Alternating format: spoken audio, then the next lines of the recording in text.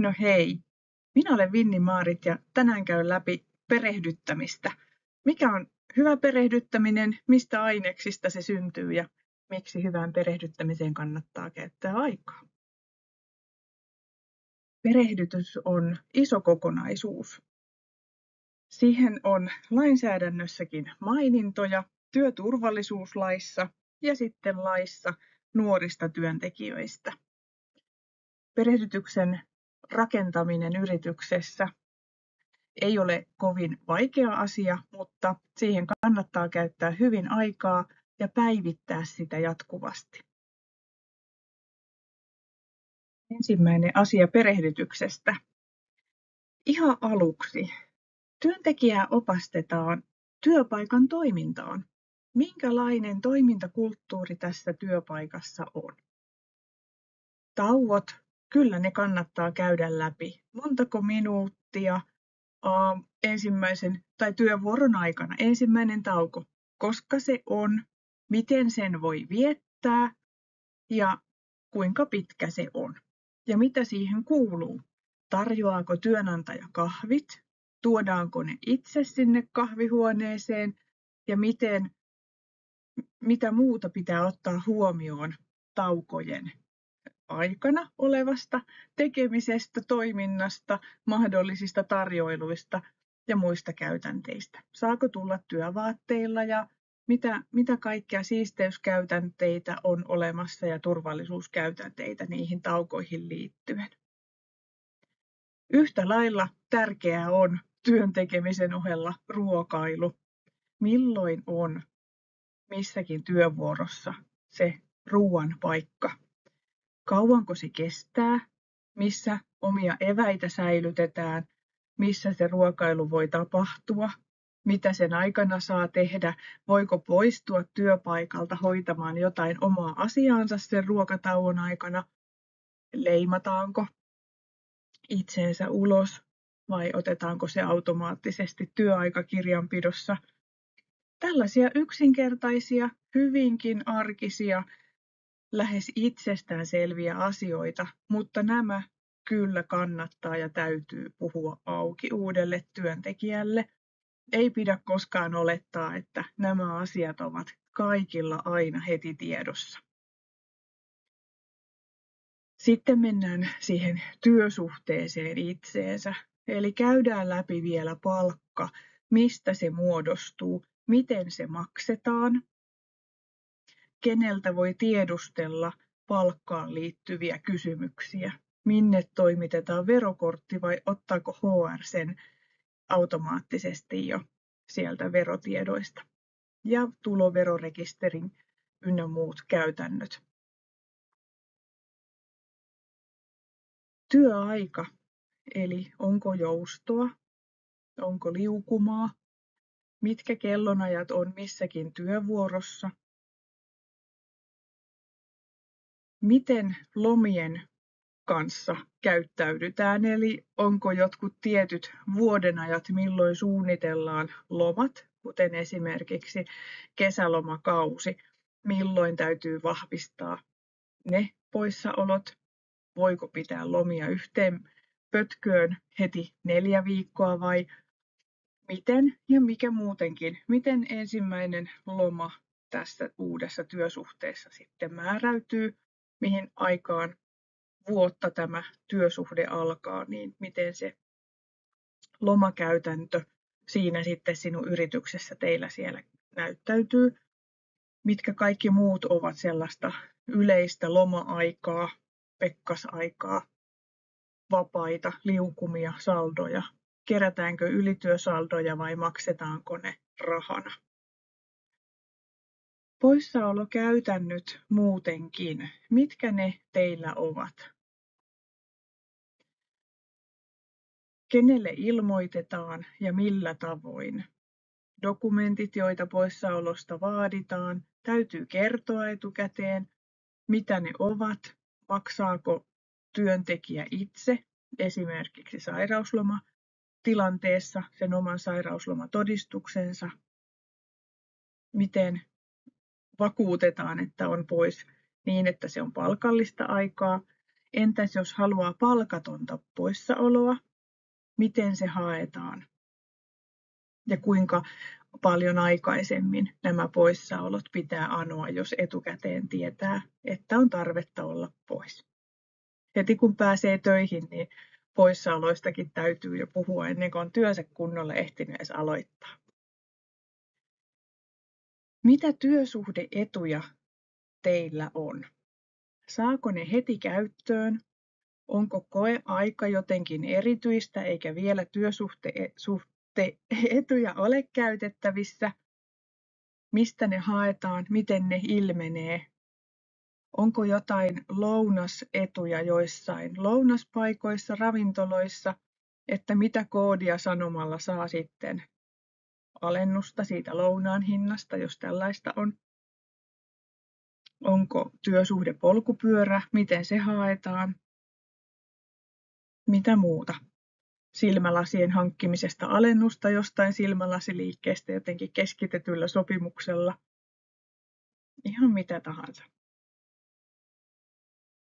Tietenkin salasanojen käyttö. Jos työntekijällä on käytettävissään kännykkä, läppäri, mitä muita työhön käytettäviä välineitä ja laitteita, joissa on salasanat. Miten ne muodostetaan, kuka niitä valvoo, kuinka usein ne pitää vaihtaa, missä on IT-tuki, täytyykö ensimmäisellä kerralla tunnistautua vahvalla tunnistuksella. Entä avaimet? Mihin kaikkialle ja millä tavoin yrityksessäsi avaimia tarvitaan? Onko jotain koodeja ja muita kulkuun liittyviä lupia ja tallennetaanko ovesta sisään ja ulos menot sillä, jos on vaikka älyavain tai sitten koodi, jolla pääsee sisälle, niin kuinka kauan näitä logitietoja tallennetaan ja mihin niitä käytetään. Jos on valvontakameroita, niin mitä niistä työntekijöistä kuvataan, mihin niitä valvontakameran videoita käytetään, kauanko niitä säilytetään. Tällaiset valvonnan alaiset asiat myös täytyy kertoa. Perehdytetään työntekovälineisiin. Millä kaikilla nyt ainakin ensi alkuun ja sitten vähitellen tietenkin, niin kuin perehdytys on pitkä prosessi, niin niihin, millä aloitetaan se työnteko, niin niihin työntekovälineisiin perehdytetään. Miten niitä käytetään, missä on niihin liittyvät asiat ja turvallisuusseikat. Käytetäänkö tiettyjä työvaatteita, mistä ne saa, miten niitä säilytetään, pidetään puhtaana. Entä jos menee rikki tai hukkaan tai vaihtuu kollegan kanssa koko eroja myöten, miten tehdään poikkeustilanteissa ja miten normaalisti, niin kuin kaikki sujuu kuin rasvattu, niin mitä niihin työvaatteisiin ja työkenkiin liittyen pitää ottaa huomioon. No, eikä siinä vielä kaikki. Tässä tietenkin puhutaan myös työpaikan pelisäännöistä. Mitä ovat ne yhteiset ohjeet, mitä työpaikalla ylipäätään sosiaalisessa kanssakäymisessä, vuorovaikutuksessa asiakkaiden, kollegoiden, ylipäätään siellä työpaikalla liikkuvien ihmisten kanssa ollaan, puhutaan, käyttäydytään, mitä odotetaan työntekijältä. Jos on sosiaalinen media käytössä, saako sinne tägätä työntekijää ja toisinpäin saako työntekijä tehdä yksityiseen sometiliinsä työpaikasta ja työpaikkaan liittyen merkintöjä, mainintoja, esityksiä. Tämä on erittäin nykypäivää, että sosiaalisessa mediassa puhutaan omasta työpäivästä tai otetaan kuvia sieltä. Työkavereiden kanssa on hyvä olla ja menee lujaa, niin helpostikin niistä myös mainitaan siellä somessa, niin myöskin nämä pitää käydä läpi, että mikä on sallittua, mikä on toivottua. Yhteiset ohjeet siihen, mitä työpaikan pelisäännöt on. Teillä ne varmasti onkin jo koottuna sinne teidän kahvihuoneen seinälle tai perehdytysaineistoon intraan tai muualle. Ja näitä käydään läpi. Työhöntulotarkastus on se työhön tulemisen yksi tärkeä seikka, mitä ei pidä unohtaa. Missä työterveyshuolto on, mitkä ovat ne työterveyshuollon palvelut, mitä tähän työsuhteeseen liittyy ja mitä työnantaja on työterveyshuollosta ostanut. Onko se lakisääteinen palvelu vai onko se vähän laajempi? Ja että mihin mennessä työhöntulotarkastus täytyy tehdä.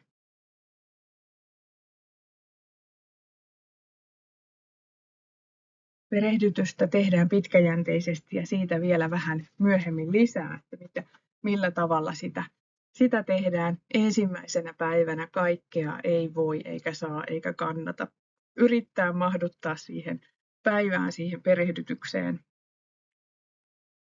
Mutta tässä on listoja niistä perehdytettävistä asioista. No työturvallisuus. Sehän on tietenkin kaiken ydin, että työtä tehdään terveellisesti ja turvallisesti.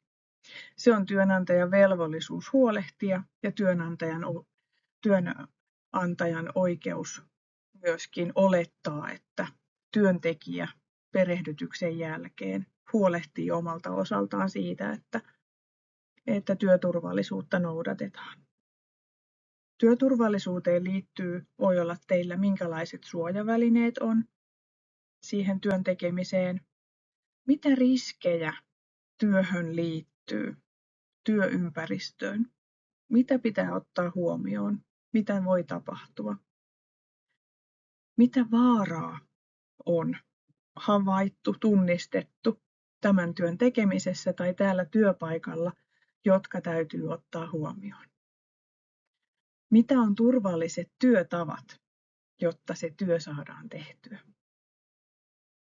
Jos on toimistotyötä, niin kerrotaan siitä, miten työterveydenhuollon fysioterapeutti tulee katsomaan ergonomiset työskentelyasennot ja ennaltaehkäisevästi käy läpi ne ergonomiaan ja fysiologiaan liittyvät ja psyykkiseen ja fyysiseen hyvinvointiin liittyvät tekijät.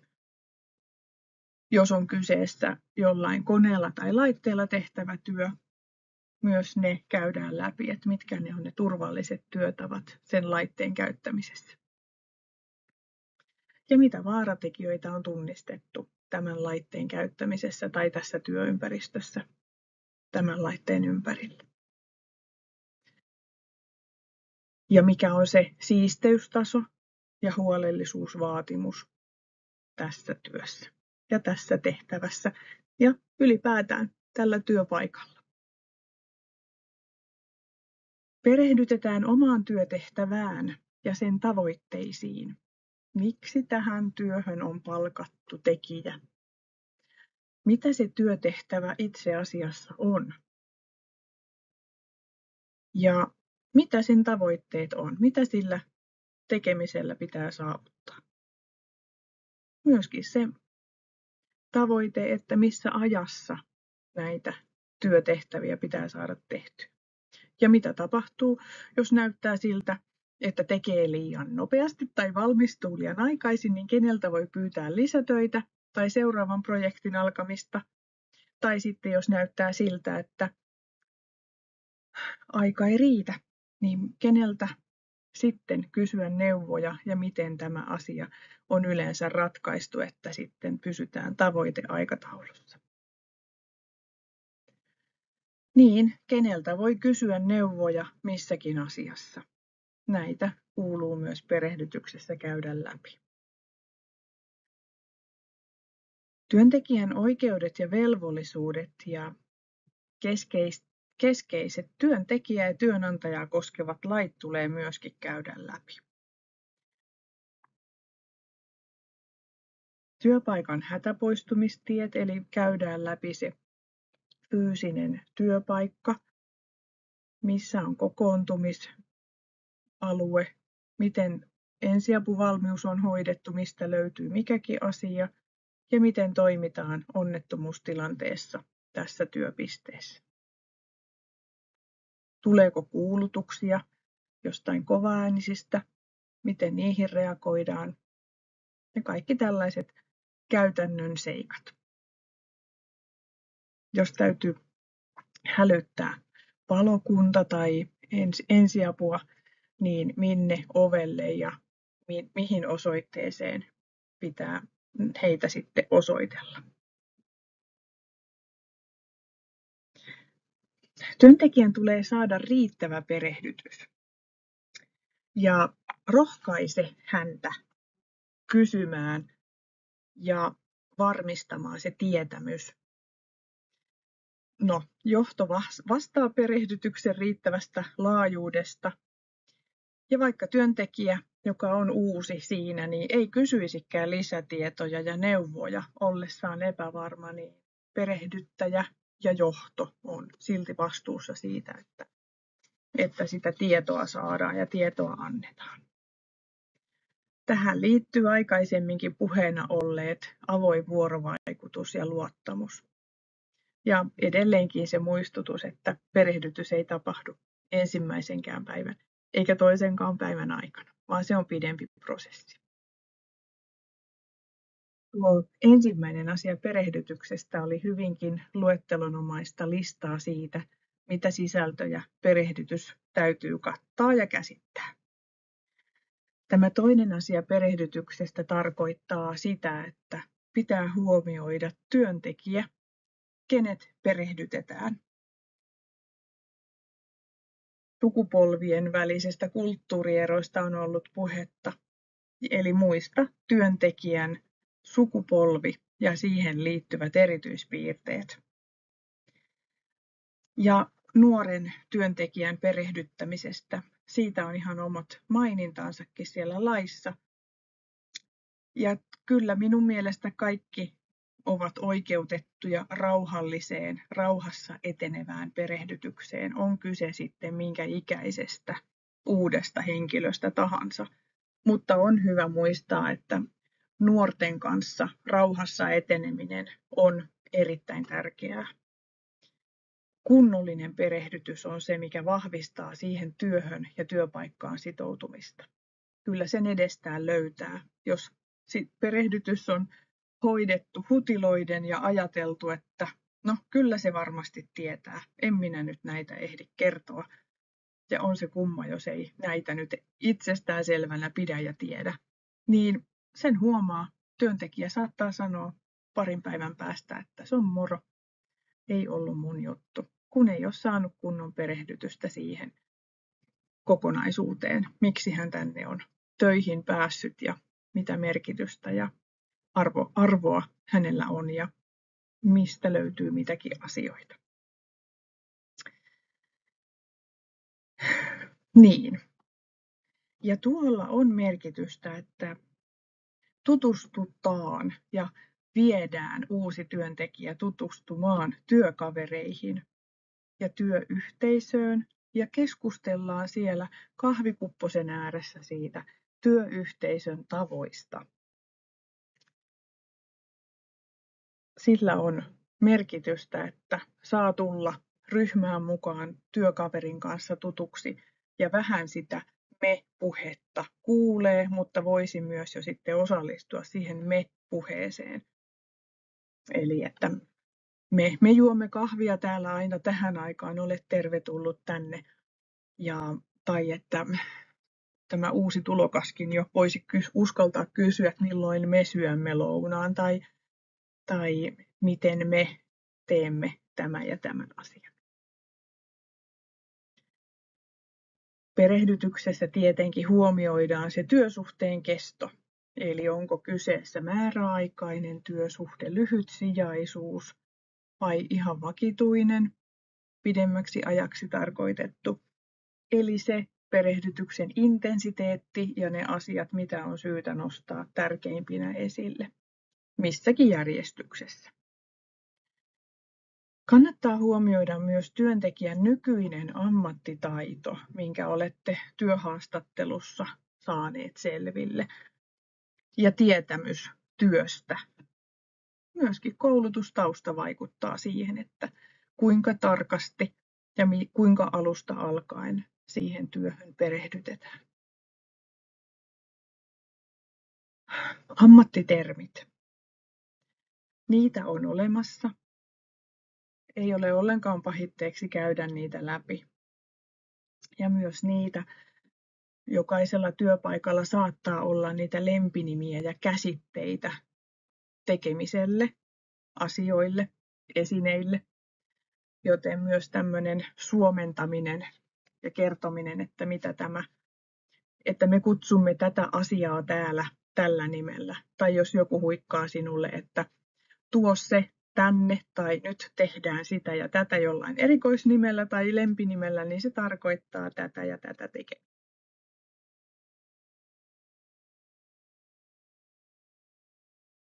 Kolmantena asiana perehdytyskokonaisuudessa on tämä pakolliset kirjalliset työt. Onko teillä tehty perehdytyslomake?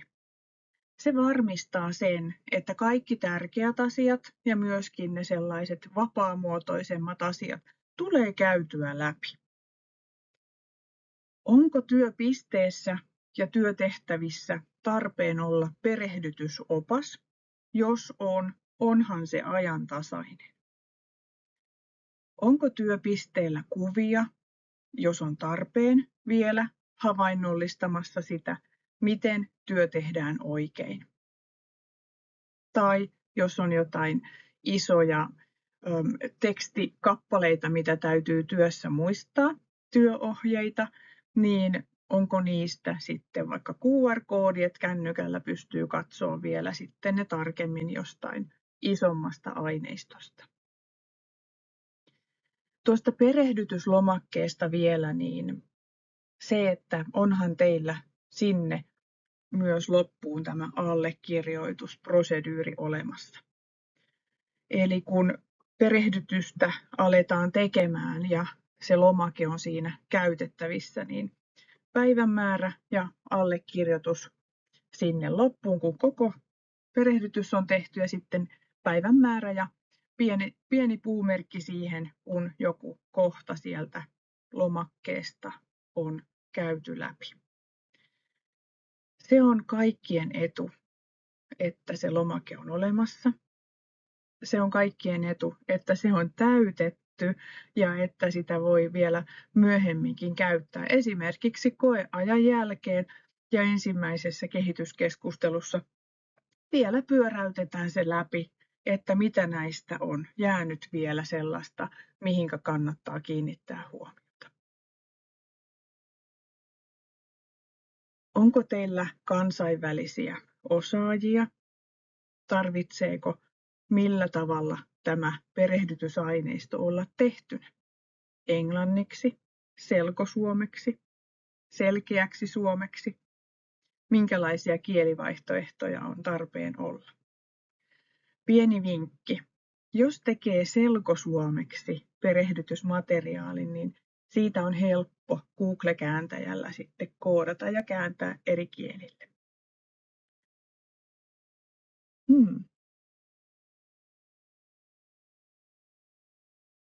Mitäs muuta? Perehdyttäjän tehtävän kuvauksesta vielä muutama sananen. Näitä muuten on 5 kokonaisuutta. Tämä on 3. asia perehdytyksestä, niin vielä tulee 2. Mutta tuosta perehdyttäjän tehtävän kuvasta. Kuka hän on teillä? Onko hän yleensä se lähiesihenkilö, joka siinä on automaattisesti koko tiimin tai sen toiminta-alueen asioihin perehdyttäjänä? Vai onko hän lähin työkaveri? Vai onko poislähtijä, joka lähtee siitä tehtävästä, mihin toinen palkataan tilalle? Mutta vastuu on aina johdolla perehdyttämisestä ja sen onnistumisesta, mutta perehdyttäjä voi olla joku muu kuin ihan johdon henkilö, edustaja. tiedon vastaanottamisesta pyydän vielä muistamaan sen, että jos sanotaan, että joo, ymmärretty, kun olet asian käynyt läpi, niin se ei tarkoita vielä yhtään mitään. Voit pyytää uutta työntekijää kertomaan vielä omin sanoin. Kerro, miten sinä tämän ymmärsit.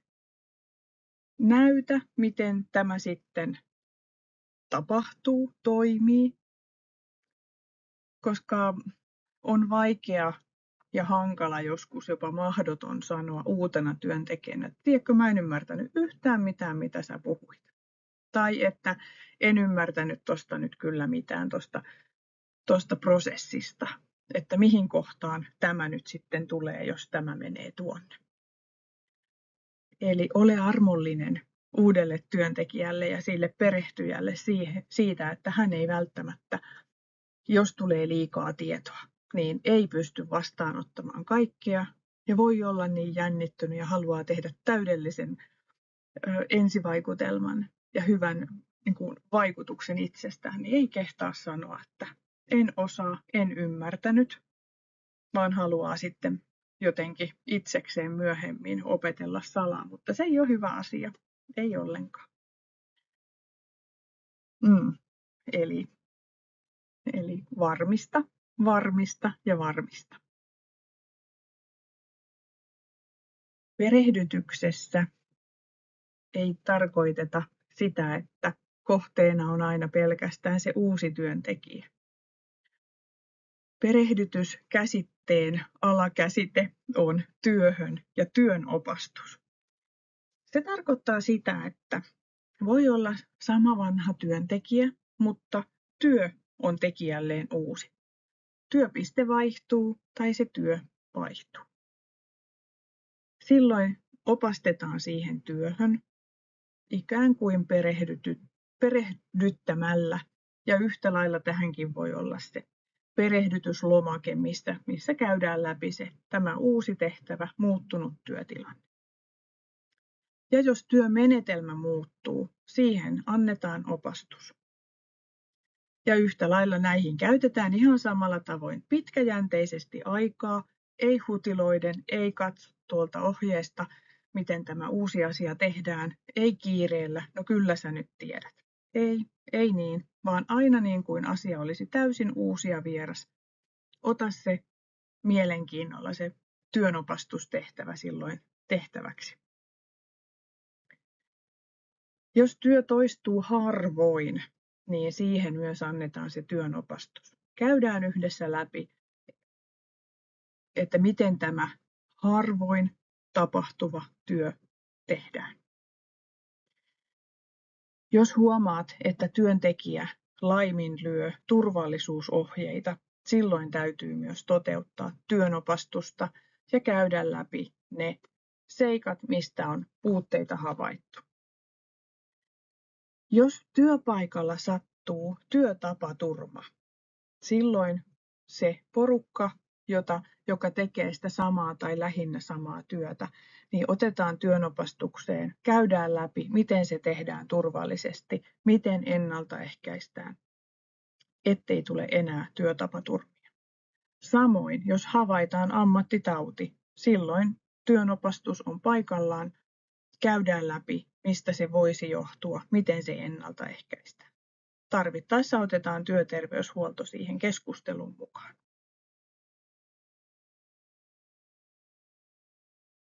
Jos virheitä havaitaan toiminnassa, yhtäkkiä huomaatte, että hyvänen aika, nämä työntekijäthän tekevät tämän aivan väärin, ovat ottaneet oman tavan toimia ja se on väärin, virheitä tulee. Ja tulee puutteita tuotteissa, palvelun laadussa, tuotteiden laadussa, reklamaatioita alkaa esiintyä, niin silloin myöskin palataan juurille takaisin, annetaan työnopastusta ja mietitään yhdessä, miten tämä työ tehdään oikein ja niin, että se on varmasti loppukäyttäjälle sellainen, mitä on tilattu. Sitten 5. asiana on tällainen marginaalinen, vähän esillä oleva asia, mutta ihan yhtä tärkeä kuin kaikki muutkin perehdytyksessä esillä olevat asiat. Jos töihin tulee henkilö, jolla on neuropsykiatrinen haaste, puhutaan nepsystä. Voi joku sanoa, että hei, mulla on nepsyoireita, ja kertoo tarkemmin, mitä ne on. Tai sitten on kansainvälinen maahan muuttanut henkilö, joka vielä opettelee suomen kieltä, niin silloin perehdytyksessä myöskin tulee vähän toisenlainen näkökulma ja intensiteetti. Nepsy-ihmisen huomioiminen työssä, se nyt on voinut lähteä jo alun perinkin siitä, että työaikajärjestelyistä on puhuttu jo haastatteluvaiheessa. On sovittu työajat, jotka ehkä poikkeavat muiden työajoista, tai sitten ne vielä kirjataan erikseen vielä tarkemmin, että ne on nämä samat kuin muillakin. Onko ne joustavia työaikoja? Onko se osa-aikatyötä? Paljonko tästä voi tehdä etätyötä niin, että sitten nepsy-oireet pysyvät kurissa ja ovat sillä lailla taka-alalla, että työntekijä pystyy keskittymään siihen työn tekemiseen sillä täydellä asiantuntijuudella ja osaamisellaan. Samoin se, että miten työtä voidaan jaksottaa, jotta ei kuormitu liikaa, vaan pystyy keskittymään siihen työhön. Ja samoin, että voi pitää sitten ylimääräisiä taukoja. Voi olla, että sovitte siitä, että tehtävistä annetaan vielä selkeämmät ohjeet kuin ne nyt ovat. Hänen kanssaan yhdessä tietenkin käydään läpi, että millä tavoin annettuna ohjeet on hänelle selkeät, millä tavoin kuvattuna ne on ymmärrettävät. Tarviiko äänimaailmassa kiinnittää huomiota? Eli joku voi tarvita sitä hiljaista äänimaailmaa, joku voi tarvita erikseen ja eri tavalla säädettyä valaistusta siinä työpisteellään, tai työpisteen kalustus voi olla ergonomisesti vähän eri tavalla.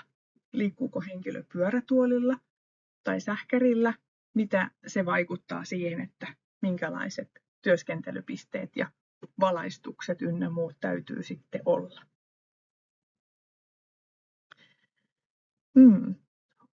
Käyttääkö henkilö työssään jotain tukihenkilöä? Eli ehkä siinä ei työn tekemisessä siinä osaamisen puolella, vaan ehkä työn ohjaamisessa voi tarvita lisätukihenkilöä. Onko se työpaikalta vai onko se sitten häneltä itseltään? Tai vaikka työvoimatoimiston kautta. Mutta kuitenkin voi olla, että työntekijä on erinomainen asiantuntija, mutta tarvitsee siihen lisätukea, eli lisäkäsiä, joko henkilökohtaisen avustajan tai sitten muun tukihenkilön, jonka avulla hän pystyy sen työnsä parhaiten tekemään. No sitten jos on maahanmuuttanut, niin millä tavalla hän toivoo, että häntä tuetaan siinä työsuhteen alkuvaiheessa, jotta hän pääsee vauhtiin? Miten työturvallisuus hänelle kerrotaan niin, että siihen on käytetty vähän tarkemmin aikaa, että millä tavalla se esitetään hänelle. Se vaikuttaa myös hänelläkin työhön sitoutumiseen.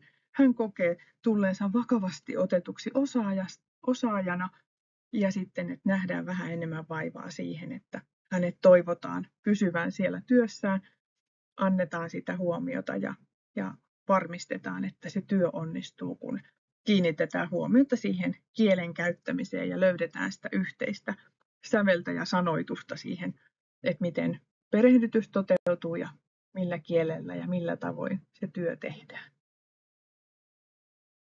Tässä oli avaintermejä, käsitteitä ja sisältöä hyvään perehdyttämiseen ja perehdytykseen.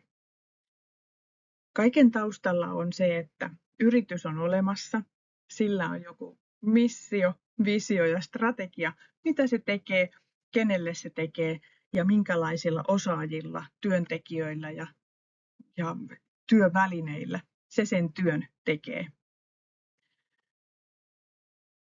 Perehdytys on ikuinen prosessi. siihen pitää kiinnittää huomiota ja kannattaa käyttää aikaa, että perehdytysaineisto on ajantasaista ja että se on tarpeeksi kattavaa, että saa työntekijä hyvän luotettavan kuvan siitä, että hän tietää, mitä hän on tullut tekemään. Ja myöskin johto voi olla hyvillä mielin siitä, että kun aineisto on kunnossa, ajantasaista ja riittävää, niin ei tarvitse perätä koko ajan, no onkohan ne nyt hoitaneet se asia ja onko se nyt siellä varmasti perehdytetty. Mitä ajatuksia tämä sinussa herätti? Tuleeko teille nyt tässä vielä kevään aikana perehdytykseen liittyen paljon tekemistä, että se on niin, kun kesätyöntekijät tulevat, että se on ajantasaista, turvallista ja semmoista, että ne kesätyöntekijät mahtaisivat tulla myös ensi vuonnakin teille, kun on hyvin perehdytetty ja annettu se vaikutelma siitä, että tämä työnantaja välittää työntekijöistä, välittää siitä, että he saavat tehtyä työnsä niin kuin on sovittu. Kenen kanssa jatkatte perehdytyksen kehittämistä, jatkuvaa parantamista? Ja millä aikataululla eteneminen olisi parasta? Näin on käyty läpi perehdytys aika lailla pintapuolisesti, mutta keskeisimmät kohdat on nyt käyty läpi. Ottakaa mukaan koko työyhteisö jatkuvaan parantamiseen ja myöskin tässä perehdytyksen teemassa sen tarkastelemiseen, että se on ajantasaista, kestää tarkastelun ja on sellaista, jota työntekijätkin ihan mielellään eteenpäin kertovat, että meillä perehdytetään hyvin. Kiitos teille.